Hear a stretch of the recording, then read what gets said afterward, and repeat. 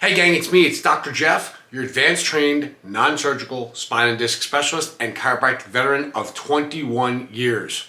Today we're going to talk about an interesting topic, whiplash. What is whiplash? How does one get whiplash? What does it look like in the spine and how does it affect your disc and why you need to see a specialist? So let's get right into it. What is whiplash? Whiplash is any sudden movement where you are pushed from behind. It can be things like someone pushing you, a friend pushing you. It can be stepping off the curb or stepping off a step when you didn't realize it was the last one and your head gets whipped. It can also be in a car accident or some type of accident where you're forced from behind.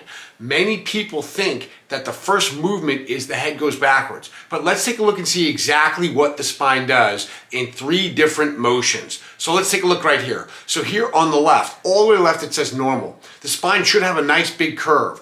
The black are the bones, the blue are the discs in between the bones, the green are the ligaments that hold the spine together. We should have a nice 43 to 45 degree curve, a nice little arc right there. As soon as you get a force pushed in from behind, the first motion that happens is not your head going backwards. Believe it or not, in a whiplash incident, it is your neck going straight up. It elongates. So the first motion is actually your spine will elongate, especially from the head up. That stretches the green ligaments, stretches the blue disc, and starts to tear ligaments and tear discs. The next motion, the second motion, is now the head ramps backwards, as we can see here in the middle. You increase the curvature, and now you can see some green ligaments are longer than others. Some spaces are larger than others. That would indicate ligament tear, disc tear. And now the head ramps backwards, only to finally bend forward and ramp forward, and elongates forward. And when it elongates, now you continually tear ligaments and discs and damage muscles and vertebrae.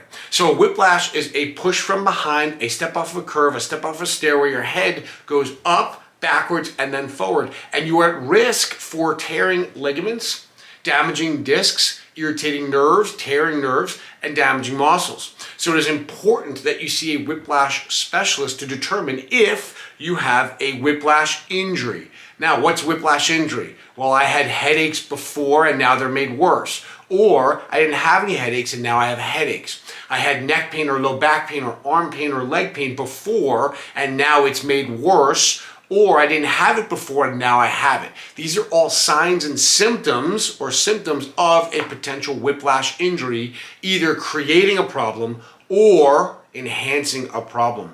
And now it's very important that you get to a specialist who knows what they're doing. I've been studying whiplash injuries since 2013. I have extra coursework in personal injury.